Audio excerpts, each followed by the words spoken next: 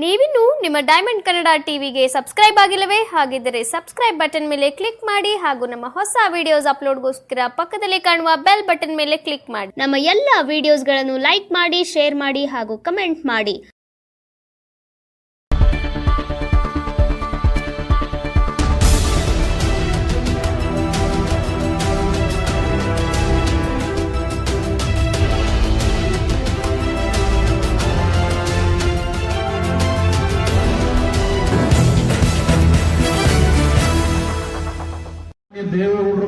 ಮೈಸೂರು ಜಿಲ್ಲೆ ಸಾರಾ ಮಂಟಪದಲ್ಲಿ ಜೆಡಿಎಸ್ ಜಿಲ್ಲಾ ಪಂಚಾಯಿತಿ ತಾಲೂಕು ಪಂಚಾಯಿತಿ ಮಟ್ಟದ ಮುಖಂಡರುಗಳ ಸಭೆ ಕಾರ್ಯಕ್ರಮವನ್ನು ಏರ್ಪಡಿಸಲಾಯಿತು. ಜಾತ್ಯತೀತ ಜನತಾದಳದ ಪಕ್ಷವನ್ನು ಸದೃಢಗೊಳಿಸಬೇಕು, ರಾಜ್ಯದಲ್ಲಿ ಕಾಂಗ್ರೆಸ್ ಸರ್ಕಾರ ವಿರುದ್ಧ ವಾಗ್ದಾಳಿ ಮಾಡಿಸಿದರು. ಕೇಂದ್ರ ಸಚಿವ ಎಚ್ ಡಿ ಕುಮಾರಸ್ವಾಮಿ ಅವರು ಮಾತನಾಡಿ, ದೇವೇಗೌಡರವರು ಕೊಟ್ಟಂಥ ಕೊಡುಗೆ, ಜೆಡಿಎಸ್ ಪಕ್ಷದಲ್ಲಿರುವಂಥ ನಾಯಕರ ಯಾವ ರೀತಿಯಾದಂಥ ಕರ್ತವ್ಯ ನಿರ್ವಹಿಸಬೇಕು ಎಂಬುದರ ಸಂಪೂರ್ಣ ಮಾಹಿತಿಯನ್ನು ನೀಡಿದರು. ನಂತರ ಮುಂದೆ ಬಹಳ ಕಷ್ಟದ ದಿನಗಳನ್ನ ಇಡೀ ರಾಜ್ಯ ನೋಡಬೇಕಾಗುತ್ತೆ. ಅದಕ್ಕೆ ನನ್ನ ಕಾರ್ಯಕರ್ತರುಗಳು ಇವತ್ತು ಅವಕಾಶ ಕೊಡಬೇಡಿ. ನಿಮ್ಮ ಕೈಲೇ ಇವತ್ತು ಈ ರಾಜ್ಯ ಉಳಿಬೇಕಾದಂಥದ್ದು ಜನತಾದಳದ ಕಾರ್ಯಕರ್ತರಿಂದ ಅಂತಕ್ಕಂಥದ್ದನ್ನ ನಾನಿವತ್ತು ಬಹಳ ಹೆಮ್ಮೆಯಿಂದ ಹೇಳ್ಕೊಳ್ಳಿಕ್ಕೆ ಬಯಸ್ತೀನಿ. ನಿಮ್ಮ ಕೈಯಲ್ಲಿ ಮಾತ್ರ ಸಾಧ್ಯ, ಇನ್ನು ಯಾವ ಪಕ್ಷಗಳ ಮೇಲೂ ಇವತ್ತು ಈ ರಾಜ್ಯ ಉಳಿಸ್ಲಿಕ್ಕೆ ಸಾಧ್ಯ ಇಲ್ಲ. ಎಲ್ಲಾದರೂ ಉಂಟಾ? ನಮ್ಮ ಮೈನಾರಿಟೀಸ್ನಲ್ಲಿರೋ ಕೂತಿರೋ ಕೆಲವು ಲೀಡರ್, ನಮ್ಮ ಮುಸಲ್ಮಾನ್ ಬಂದವರು ಕೂತಿದ್ದೀರಿ, ನೋಡಿದೆ ನಾನು.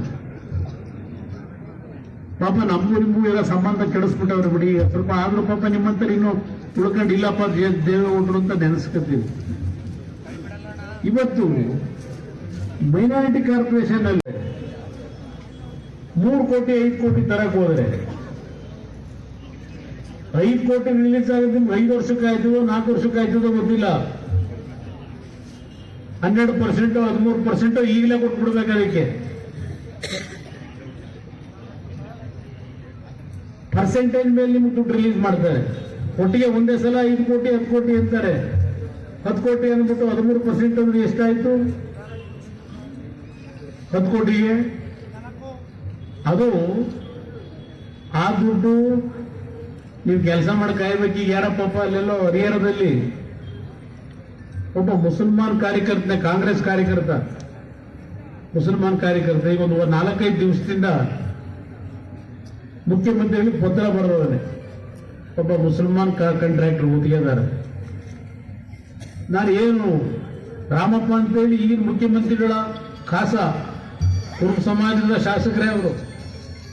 ಬಿಜೆಪಿ ಸರ್ಕಾರ ಇದ್ದಾಗ ಪಾಪ ಹರಿಹರ ನಗರ ಪ್ರದೇಶದ ಅಭಿವೃದ್ಧಿ ದುಡ್ಡು ಕೊಟ್ಟಿದ್ರು, ಕೆಲಸ ಮಾಡೋದ್ರೆ.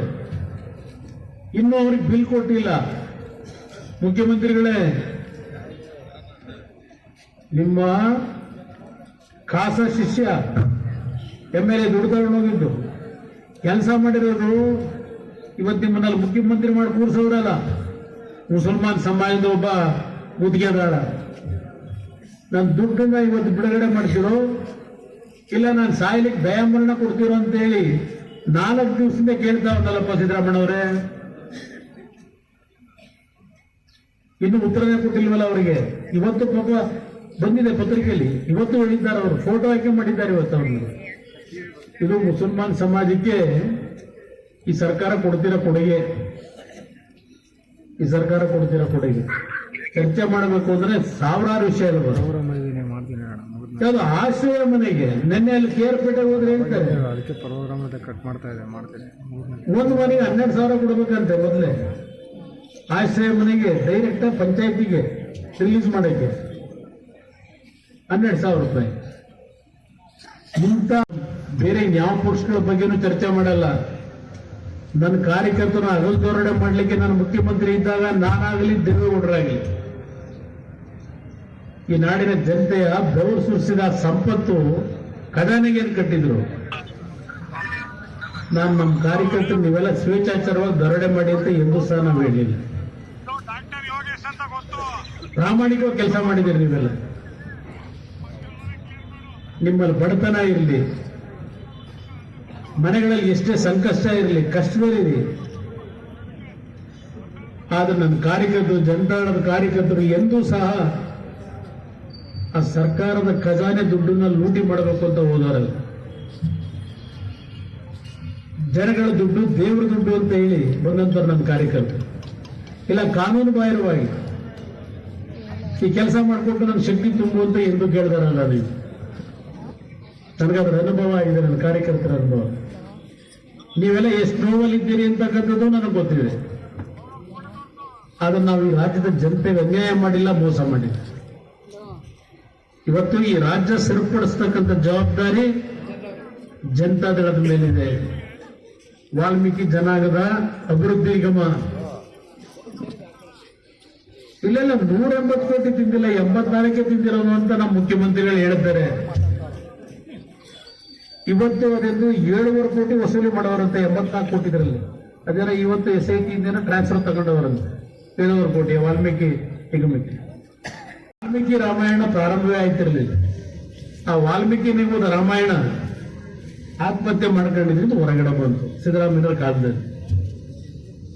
ಪಾಪ ಸತ್ಯವೇ ನಮ್ಮದು ಅಂತ ಹೇಳ್ತಾರಲ್ಲ, ಸತ್ಯಮೇವ ಜಯತೆ. ಯಾವ ಅಡ್ವರ್ಟೈಸ್ಮೆಂಟ್ ತೆಗೀರಿ ಸತ್ಯಮೇವ ಜಯತೆ ಹಾಕತ್ತಾರ. ಅದನ್ನು ಇನ್ನು ಅದ್ಯಾವುದೋ ಬೋವಿ ಜನಾಂಗ ಆ ಅಭಿವೃದ್ಧಿ ನಿಗಮದಲ್ಲಿ ಅಲ್ಲಿ ಯಾರೋ ಇನ್ನೊಬ್ರು ಆತ್ಮಹತ್ಯೆ ಮಾಡ್ಕೊಂಡ್ರು ತನಿಖೆ ಅಂತ ಇದೆ. ಇನ್ನು ಅಲ್ಲೆಲ್ಲ ಬೆಳಗಾವಿನಲ್ಲಿ ಯಾರೋ ಮಂತ್ರಿ PA ಅವನೇನೋ ತೊಂದರೆ ಕೊಟ್ಟ ಅಂತೇಳಿ ಅಲ್ಲಿ ಅವನು ತಹಶೀಲ್ದಾರ್ ಆತ್ಮಹತ್ಯೆ ಮಾಡ್ಕೊಂಡ. ಈಗ ಅಲ್ಲೆಲ್ಲ ನಡೀತಾ ಇದೆಯಲ್ಲ ಕಲಬುರಗಿ ಒಳಗೆ. ಇದು ಹೇಳ್ತಾ ಹೋದ್ರೆ 15-20 ಆತ್ಮಹತ್ಯೆ ಪ್ರಕರಣ ಹೇಳಿದ್ರು ಈ ರಾಜ್ಯದ. ನನ್ನ ತಾಯಂದ್ರ ಪಾಪ ಹೇಳ್ತಾರೆ ಗೃಹಲಕ್ಷ್ಮಿ 2,000 ಅಂತಾರೆ. 370-400 ಜನ ತಾಯಂದ್ರು ಒಂದು ಮಗುವಿಗೆ ಜನ್ಮ ಕೊಡಬೇಕಾದ್ರೆ ಆ ಬಾಣಂತಿಯರು ಇವತ್ತು 350-400 ಜನ ಸತ್ತಿದ್ದಾರೆ ಅಂತೇಳಿ ಏನು ಬಹಳ ಆನಂದವಾಗಿ ನಮ್ಮ ಆರೋಗ್ಯ ಸಚಿವರು ಹೇಳ್ತಾರೆ. ಆನಂದವಾಗಿ ಹೇಳ್ತಾರೆ 370-400 ಜನ ಸತ್ತಿದ್ದಾರೆ, ತನಿಖೆ ಮಾಡ್ತೀವಿ. ಏನ್ ತನಿಖೆ ಮಾಡಿದಿರಿ? ಕಳಪೆ ಔಷಧಿ ಅಂತ ಹೇಳಿ ಈಗಾಗಲೇ ನೀವೇ ಹೇಳ್ತೀರಿ. ಇಂಥದನ್ನು ಸರಬರಾಜು ಮಾಡ್ಲಿಕ್ಕೆ ಅವಕಾಶ ಕೊಟ್ಟಿರಲ್ಲ ನೀವು. ಆ ಬಡ ಕುಟುಂಬದ ತಾಯಂದರ ಸಾವು ನೋವುಗಳೇನಾಗ್ತಾ ಇದೆ ಸಿದ್ದರಾಮಯ್ಯನವರೇ, ಕನಿಷ್ಠ ಕಿಂಚಿತ್ತು ನಿಮ್ಮ ಹೃದಯದಲ್ಲಿ ಕನಿಕರವೇ ಬರಲಿಲ್ವಲ್ಲ, ಕನಿಕರ ಅನ್ನೋದೇ ನೋಡ್ಲಿಲ್ವಲ್ಲ. ಅಷ್ಟು ಜನ ಸತ್ರು. ಇದೆಲ್ಲವನ್ನ ನೋಡಿ ನನ್ನ ಕಾರ್ಯಕರ್ತರು ಕೈ ಜೋಡಿಸಿ ಮನವಿ ಮಾಡ್ತೀನಿ, ಬೀದಿಗೆ ಇಳಿದಿ. ಜನ ಬರಲ್ಲ ಬೀದಿಗೆ ಈಗ. ಪಾಪ ನಮ್ ಕೆಲವು ಲೀಡರ್ ಹೇಳ್ತಾರೆ ಕೇಂದ್ರದ ಮಂತ್ರಿ ರಾಜ್ಯಪಾಲರ ಮೇಲೆ ಒಬ್ಬ ಅಧಿಕಾರಿ ರಾಜ್ಯಪಾಲರ ಕಚೇರಿ ತನಿಖೆ ಮಾಡಕ್ಕೆ ಪರ್ಮಿಷನ್ ಕೇಳ್ತಾನೆ. ರಾಜ್ಯಪಾಲರ ಕಚೇರಿ ತನಿಖೆ ಮಾಡೋದಕ್ಕೆ ಒಬ್ಬ ಅಧಿಕಾರಿ ಅದನ್ನ ನಾನು ಹೇಳಿಕೆ ಕೊಟ್ರೆ ಅದಕ್ಕೆ ನನ್ನ ಮೇಲೆ ಹಾಕಿಲ್ವಾ ಕೇಸ್ನ? ಆಮೇಲೆ ಅಲ್ಲಿ ಯಾವನೋ ನಮ್ಮ ಪಾರ್ಟಿ ವರ್ಕರ್ ರಮೇಶ್ ಗೌಡ ಅವನ್ ಬೇಕಾದ್ರೆ ನಾನು ಚನ್ನಪಟ್ಟಣ ಚುನಾವಣೆ ನಡೆಸಕ್ಕೆ 50 ಕೋಟಿ ಕೇಳಿದ್ದಂತೆ, ಎದುರಿಸುತ್ತೆ ಅಂತ ಹೇಳ್ತಿಲ್ಲ. ಅದೊಂದು ಕೇಸ್ ಹಾಕಿ ನನ್ನ ಮೇಲೆ ಹಾಕಿಲ್ವಾ? ಇದು ಎಂತ ಸರ್ಕಾರ ಇದು? ಸತ್ಯಮೇವ ಜಯತೆ ಸರ್ಕಾರ ಇದು. ಕಾಲ ಬರುತ್ತೆ, ಬದಲಾವಣೆ ಆಗುತ್ತೆ. ದಯವಿಟ್ಟು ಹಂಚಬೇಡಿ ದಯವಿಟ್ಟು. ನಮ್ಮ ಕಾರ್ಯಕರ್ತರು ಆಯ್ತು, ಜನ ಏನಪ್ಪ ಯಾರು ಬಂದ್ರು ಒಂದೇ, ಅವ್ರು ಬಂದ್ರು ಇದೇ ಕತೆ, ಇವ್ರು ಬಂದ್ರು ಇವರು ಇದೇ ಕತೆ ಅಂತ ಹೇಳಿ. ಈಗ ನಾನು 25,000 ಕೋಟಿ ಸಾಲ ಮನ್ನಾ ಹೇಳಿದ್ರಲ್ಲ, ನಮ್ಮ ಹರೀಶ್ ಮಾತಾಡಿದ್ರಲ್ಲ, ಬಹುಶಃ 25,000 ಕೋಟಿ ಸಾಲ ಮನ್ನಾ ನನ್ನ ರೈತರು ಉಳಿಸಿದ್ದಷ್ಟೇ ಅಲ್ಲ, ನಾನು ಆ ಒಂದು ಸಹಕಾರಿ ಬ್ಯಾಂಕ್ಗಳನ್ನು ಉಳಿಸಿದ್ದೀನಿ. ಅದರಿಂದ ಎಷ್ಟೋ ಮುಳುಗಿಸಿದ್ರು, 1 ವರ್ಷದಿಂದ ಚುನಾವಣೆ ಆಗಲಿಲ್ಲ ಅಂತ ಹೇಳ್ತಾರೆ. ಈಗ ಭಾಷಣ ಮಾಡೋದಲ್ಲ ನಮ್ಮ ಹರೀಶ್, ಇವರು ಹೇಳ್ತಾರೆ ನಾವು ಡಾಕ್ಟರ್ ಬಾಬಾ ಸಾಹೇಬ್ ಅಂಬೇಡ್ಕರ್ ಅವರ ರಕ್ಷಕರು. ಸಂಪೂರ್ಣವಾಗಿ ತೆಗೆದಾಕ್ಬಿಡ್ತಾರೆ, ಮಾರ್ಪಾಡು ಮಾಡಿಬಿಡ್ತಾರೆ. ನಿಮ್ಮ ಯೋಗ್ಯತೆ 3 ವರ್ಷ 4 ವರ್ಷ ಆಗುತ್ತೆ, 5 ವರ್ಷ ಆಯ್ತದೇನೋ. ಈಗ ಜಿಲ್ಲಾ ಪಂಚಾಯತಿ ತಾಲೂಕು ಪಂಚಾಯತಿ ಚುನಾವಣೆ ನಡೆಸ್ತಿಲ್ಲ ನಿಮ್ಮ ಯೋಗ್ಯತೆಗೆ. ಮೈಸೂರು ಕಾರ್ಪೊರೇಷನ್ ಮುಗಿದಾಗ ಎಷ್ಟು ದಿವಸ ಆಯ್ತು ಅವಧಿ? 1 ವರ್ಷದ ಮೇಲೆ ಆಗೋಯ್ತು ಅಂತಾರೆ. ನೀವು ಸಂವಿಧಾನ ಉಳಿಸ್ತೀರಾ ಕಾಂಗ್ರೆಸ್ನವರು? ಡಾಕ್ಟರ್ ಬಾಬಾ ಸಾಹೇಬ್ ಅಂಬೇಡ್ಕರ್ ಹೆಸರು ಉಳಿಸ್ತೀರಾ ನೀವು? ನಮ್ಮ ದಲಿತ ಸಮಾಜಗಳು ಇಂಥ ಪಕ್ಷಗಳನ್ನ ನಂಬ್ತೀರಾ? ಯೋಚನೆ ಮಾಡಿ. ನಾವು ಮುಸಲ್ಮಾನ್ ಬಂದವರು ಕೇಳ್ತೀನಿ, ಇಡೀ ದೇಶದಲ್ಲಿ ಮುಸಲ್ಮಾನ್ ಸಮಾಜಕ್ಕೆ 4% ರಿಸರ್ವೇಶನ್ ಕೊಟ್ಟಿದ್ದು ಇಡೀ ದೇಶದಲ್ಲಿ ಕೊಡಲಿಲ್ಲ ಯಾರು? ಸನ್ಮಾನ್ಯ ದೇವೇಗೌಡರು ಕೊಟ್ಟಿದ್ದು ಕರ್ನಾಟಕದಲ್ಲಿ ಮಾತ್ರ. ಅದನ್ನು ಸಹ ಇವತ್ತು ಏನು ತೆಗೆದಾಗಿದ್ದಾರೆ. ಸರ್ಕಾರ ರಚನೆ ಮಾಡಿ ಈಗಾಗಲೇ 2 ವರ್ಷಕ್ಕೆ ಕಾಯ್ತಾ ಬಂತು. ಮುಸಲ್ಮಾನ್ ಬಂಧುಗಳಿಗೆ 4% ಮತ್ತೇನಾದರೂ ತಂದ್ರ? ಕುಮಾರಸ್ವಾಮಿ ಏನೋ ಅಂದ್ಬಿಟ್ಟ ಅಂತಾರೆ. ಅರ್ಥ ಮಾಡ್ಕೊಳ್ಳಿ, ದೇಶ ಎಲ್ಲ ಸಮಾಜಕ್ಕೆ ಇರ್ತಕ್ಕಂಥ ಪಕ್ಷ ಇದು. ಅರ್ಥ ಮಾಡ್ಕೊಳ್ಳಿ, ಇದು ಯಾವುದೋ ಒಂದು ಸಮಾಜಕ್ಕೆ ಸೇರಿರ್ತಕ್ಕಂಥ ಪಕ್ಷ ಅಲ್ಲ ಇದು. ಈ ಪಕ್ಷದಿಂದಲೇ ಮತ್ತೆ ಪುನಃ ಕರ್ನಾಟಕ ರಾಜ್ಯದಲ್ಲಿ ಒಂದು ಹೊಸ ಅತ್ಯಂತ ಗೌರವಯುತವಾದಂತಹ ಒಂದು ಸರ್ಕಾರವನ್ನು ನಡೆಸ್ತಕ್ಕಂಥ ದಿನಗಳು ಪ್ರಾರಂಭ ಆಗಬೇಕು ಅಂದ್ರೆ ಜನತಾದಳದ ಕಾರ್ಯಕರ್ತರುಗಳ ಕೈಯಲ್ಲಿ ಮಾತ್ರ ಸಾಧ್ಯ ಇದೆ. ದಯವಿಟ್ಟು ಬೀದಿಗಿಳಿರಿ ದಯವಿಟ್ಟು.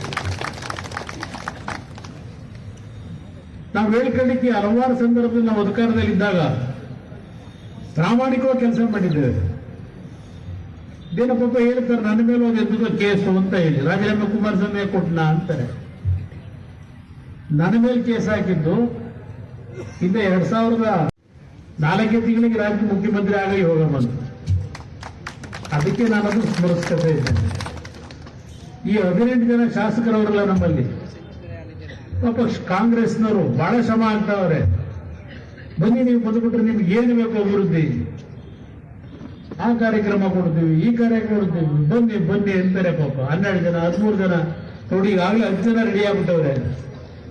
ಯಾವ್ದಾದ್ರು ಪಾಪ ಕಾನ್ಫರೆನ್ಸ್ ಕೆಲಸದಕ್ಕೆ ಹೋದ್ರೆ, ಬೇಡಪ್ಪ ನೀನು 11 ನೀನು ಬತ್ತೀಯಾ, ಸೈನ್ ಹಾಕೊಡ್ತೀವಿ ನಿನಗೆ ಕೆಲಸಕ್ಕೂ. ಇನ್ನೊಬ್ರು ನೀನು ನೋಡಪ್ಪ ನೀವು 12 ನೀನು ಬತ್ತೀಯಾ, ಸೈನ್ ಹಾಕೊಡ್ತೀವಿ ಕೆಲಸದ್ದು. ಎಷ್ಟು ದಿವಸದಿಂದ ಕಳೆದ 18 ತಿಂಗಳಿಗೆ ಇದೇ ನಡೀತಾ ಇರೋದು. ಯಾತಕ್ಕೆ ಅವರಿಗೆ ಜನತಾದಳದ 18 ಶಾಸಕರು ಅಂದ್ರೆ ಭಯ? ಕಾಂಗ್ರೆಸ್ನವರಿಗೆ ಅವ್ರಿಗಿರೋದೇ ಜನತಾದಳದ ಮೇಲೆ ಭಯ, ಬೇರೆ ಪಕ್ಷಗಳ ಮೇಲೆ ಭಯ ಇಲ್ಲ ಅವರಿಗೆ. ಕುಮಾರಸ್ವಾಮಿ ಇವತ್ತು ವಿಧಾನಸಭೆಯಲ್ಲಿ ಇಲ್ಲದೆ ಇರೋದೇ ಆನಂದ ಅವರಿಗೆ, ಬಹಳ ಆನಂದವಾಗಿ ಅವರೇ.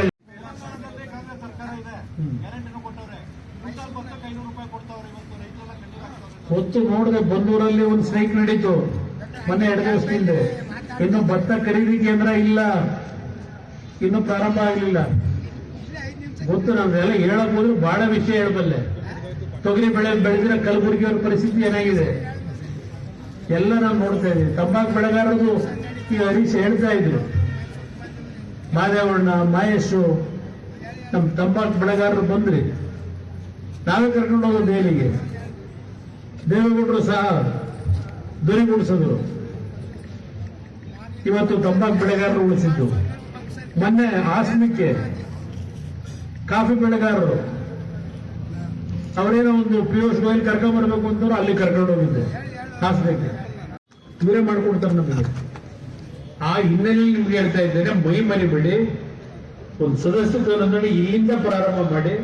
ಸದಸ್ಯತ್ವ ನೋಂದಣಿ ಕಾರ್ಯಕ್ರಮವನ್ನ ಸಂಕ್ರಾಂತಿ ಆದ್ಮೇಲೆ ಪ್ರಾರಂಭ ಮಾಡೋದಾದ್ರೆ ಸದಸ್ಯತ್ವ ನೋಂದಣಿಗೆ ನಾನೇ ಮಾಡಿ ಚಾಲನೆ ಕೊಡ್ಲಿಕ್ಕೆ ಬರ್ತೀನಿ. ಸದಸ್ಯತ್ವ ನೋಂದಣಿಯನ್ನ ಮಾಡ್ತಕ್ಕಂಥದ್ರಲ್ಲಿ ಪಕ್ಷದ ಪರವಾಗಿ ಅವ್ರನ್ನ ವಿಶ್ವಾಸಕ್ಕೆ ತೆಗೆದುಕೊಳ್ತಕ್ಕಂಥ ಕೆಲಸಕ್ಕೆ ಮೈಸೂರಿನಿಂದಲೇ ಚಾಲನೆಯನ್ನು ಕೊಡಿ ಅಂತಕ್ಕಂಥ ಮನವಿ ನಿಮಗೆ ಮತ್ತೊಮ್ಮೆ ಸಲ್ಲಿಸಿ ನಿಮ್ಮೆಲ್ಲರಿಗೆ ಒಂದು ಸೈಡ್ ಮಾತು ಮುಗಿಸ್ತೇನೆ. ಜೈ ಕರ್ನಾಟಕ.